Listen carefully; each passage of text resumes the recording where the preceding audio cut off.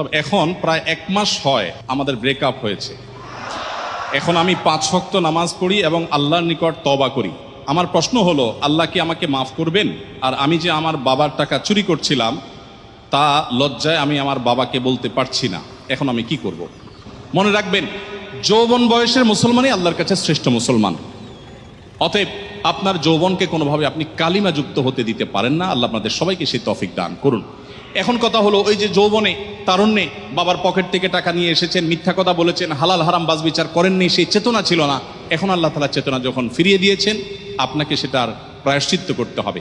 বাবার টাকা বাবাকে ফেরত দিবেন। ফেরত দিতে লজ্জা হয়, স্বীকার করতে লজ্জা হয়, তাহলে সেক্ষেত্রে কোনোভাবে বাবার অ্যাকাউন্টে টাকা ঢুকিয়ে দিবেন। বাস, দ্যাটস এনাফ। কোনোভাবে বাবার অ্যাকাউন্টে টাকা আপনি ঢুকিয়ে দিলেন, বাবার মোবাইলে অনলাইন ব্যাংকিংয়ে টাকা পাঠিয়ে দিবেন, বাবার পকেটে রেখে দিবেন, আনুমানিক একটা ফিগার ফিক্স করে দিয়ে দিবেন, তাহলে আপনি দায়মুক্ত হয়ে যাবেন ইনশাআল্লাহ।